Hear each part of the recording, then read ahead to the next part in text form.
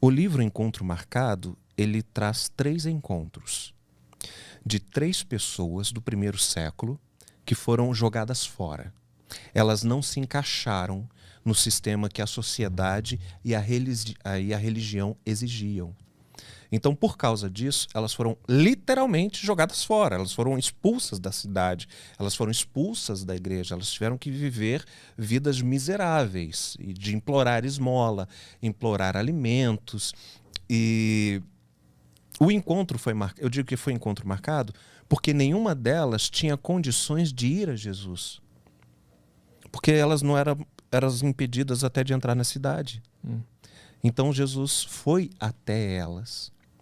E ele tratou cada uma delas como se elas fossem as pessoas mais incríveis do planeta. Isso escandalizou muito. Entendeu? Porque não fazia sentido. E aí eu trago uma reflexão para os dias de hoje e eu digo, quem a igreja, ou a denominação, ou o sistema, seja quem for, está jogando fora? Quais são os pecados que a gente considera piores do que os outros? Porque durante os séculos, a igreja elege pecados. Durante a Idade das Trevas, você tinha os 7 pecados capitais, que hoje muitos nem fazem sentido. Existe uma má interpretação em alguns momentos da história da própria igreja sobre a Bíblia. Não é má interpretação, é um jogo de interesse, isso é diferente. Entendeu?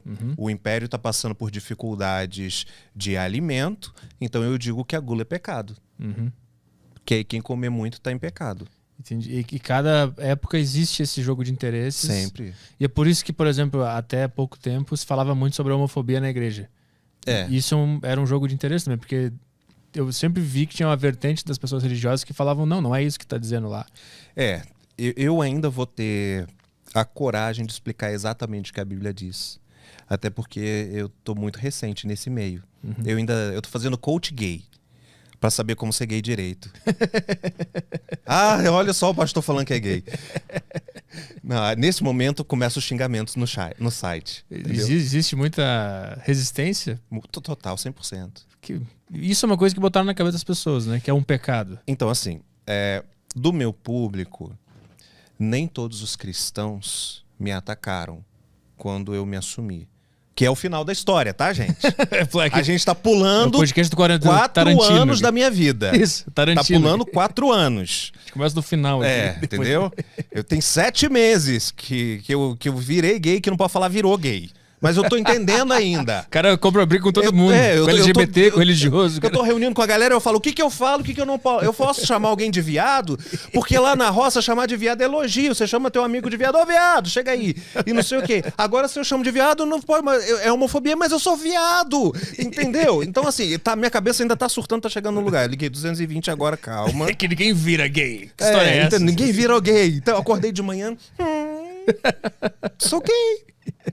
Não, até porque eu era casado com uma mulher e era muito feliz até ela tentar me matar. Acho que é o resumo de todos os casamentos. Só que o meu... O teu foi um pouco mais bíblico. Foi assim, tipo assim, não tinha as 10 pragas do Egito, entendeu? Aconteceu a 11ª. Entendeu? E por mais que os casais se odeiem, eles tentam se matar, mas não fisicamente. Isso. Entendeu? Não colocam em prática. Só psicologicamente. Não planejam, não contratam assassinos, entendeu? Sim. Que foi o meu caso, né? Então, essa é a manchete da história que daqui a pouco a gente entra. Entendeu? Então, o que aconteceu com você? Fui torturado por anos, sequestrado, mantido em cárcere, roubaram todo o meu dinheiro e, bom, virei gay. Viu que eu levo pro humor? Sobe os créditos. Acaba o filme assim. Então, nem todos os cristãos que me seguem, até porque eu passei 40 anos praticamente falando para cristãos ou para pessoas que têm fé. Então, nem todos que me seguem me criticam. Eles entendem todo o processo. Mas todos que criticam são cristãos. Às vezes eu vejo um xingamento absurdo daquele assim que eu não falo palavrão. Mas daquele assim que lá na roça a gente fala arrepiar o cabelo do relógio. Entendeu? Eu completei com outra palavra aqui na minha cabeça. Então, mas na sua cabeça, seu pornográfico. Entendeu? Olha só, eu podia estar num lugar um pouco mais decente, com uma moral mais elevada, mas não, aqui. Com pensamentos obscuros. Entendeu? Eu não quero esses detalhes sórdidos na minha vida, entendeu? E aí, eu entro no perfil dessa pessoa e tá lá, serva de Jesus, versículo bíblico, missionário, não sei o quê. Então, a gente vê o quanto falar sobre a homossexualidade, ela é completamente odiada ainda no sistema religioso. Uhum. As igrejas, algumas dizem assim, não, mas nós aceitamos o gay. Não, elas não aceitam, elas toleram. Uhum. Porque aceita você entrar, mas não te aceita tomar ceia. E tenta te mudar lá dentro? Tenta mudar, tenta fazer a cura, né? Uhum. Eu tenho agora arqui-inimigos, novos arqui-inimigos da imprensa gospel, porque me ofereceram cura gay. E eu falei, não, tô de boa. Tô muito mais feliz, inclusive. Olha a minha cara, entendeu? Olha a minha cara. Então você sempre foi. Não, olha, eu tava de boa do jeito que eu tava e eu tô de boa agora. Uhum. E eu tô de boa biblicamente. E vão me bater por causa disso. E tá tranquilo. Então se você não aceita, você é inimigo. Da onde que vem essa noção, essa homofobia dentro da religião? Se eu posso botar assim, é daquela frase lá que não pode deitar com outro homem? Da onde vem isso? Então, essa frase de que homem não pode se deitar com outro homem de Levíticos, lembra que Deus estava construindo a cidade? Nesse mesmo livro, fala da mulher que não pode sair de casa. Uhum. Fala que você não pode misturar tecidos e fala inúmeras, são mais de 400 leis que não se aplicariam hoje, mas só pegam essa. Só que até surgir a lei, até essa época, o incesto não só era permitido, como era incentivado. Porque precisava procriar. Uhum. Se precisava preencher a terra. As pessoas falam, é por isso que Deus não fez Adão e Adão, Deus fez Adão e Eva, a homossexualidade de pecado. Não, é porque precisava ter filho. Então os filhos de Adão e Eva casaram com as irmãs. E aí os irmãos casaram com as sobrinhas, e os sobrinhos com as primas, porque precisava procriar, precisava encher a terra. E hoje é um crime. Essas hoje pessoas é um crime. Quando Moisés vem, milhares de anos depois, já tinha tido dilúvio, já tinha tido Noé, né? Já tinha tido Moisés, os séculos já tinham se passado.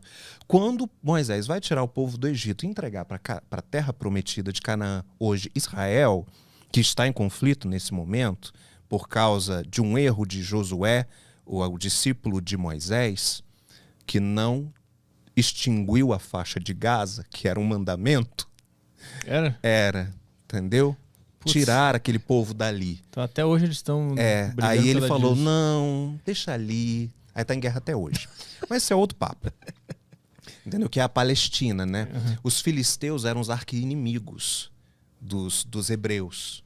No entanto que o gigante Golias, ele era filisteu, né? Que veio da Filistia, que na tradução virou Palestia, que virou Palestina. Entendeu? Cara, muita coisa, a gente tem que fazer um programa semanal. Só sobre contextualização, é maravilhoso isso aí. Mas vamos voltar sobre a bichice? Não pode falar. Que é o que interessa. Eu tento voltar eu saio do humor porque eu fico nervoso. Inclusive, eu quero a cura hétero, porque eu quero deixar de ser hétero. Depois tu me ajuda. Olha só, quando ele falou eu quero a cura, eu chegou a me dar um suador aqui, que eu falei, esse cara vai voar em mim. Imagina, daqui a pouco o cara tira a blusa e tem um Bolsonaro estampado. Sai daqui, eu quero ficar puto. Imagina. Não posso falar que a ministra dos Direitos Humanos moveu ataque contra mim. Corta essa parte.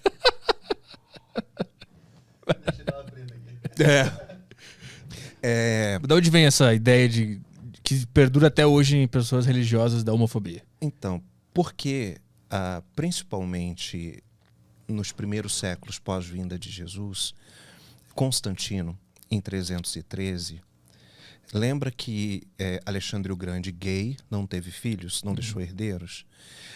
O império dominou Alexandre, o Império Romano, e se tornou o maior império do mundo. E ele foi dividido em quatro tetrarquias. Tetrarquia de Filipe, de César, e uma delas foi para Constantino. Só que Constantino não estava satisfeito. E ele começou a guerrear contra os seus para transformar as tetrarquias num império único. E nessas guerras intermináveis, ele não tinha mais soldados, não tinha mais mão de obra. Então, o que Constantino faz? Ele se converte. Ele diz, a partir de agora eu sou crente. Aceitei Jesus. E aí, ele traz os cristãos para o lado dele para ser mão de obra. Neste momento, ele cria os cultos, define que Jesus nasceu dia 25 de dezembro, que era o aniversário do Deus que ele seguia, o Deus Invictus, para dizer que a Semíramis, que era a deusa que ele servia, não podia ficar de fora, ele insere dentro da igreja e chama de Maria. Ele troca os nomes e aí ficou tudo bem para os cristãos. E aí começou os santos, as estátuas dentro da igreja. Então, entre as coisas que ele fez, era justamente decretar a luxúria como um pecado e aí a homossexualidade, até porque precisava procriar. Né? Mas, por algum motivo, outros pecados que também foram considerados foram abandonados durante o tempo e esse continua em vigor até hoje. A Bíblia chama, nas versões que nós temos, de abominação. A pessoa do mesmo sexo deitar com outra do mesmo sexo é abominação. Só que a palavra de Deus diz que existe um outro pecado que também é abominação. E fala que ele é abominação 2 vezes.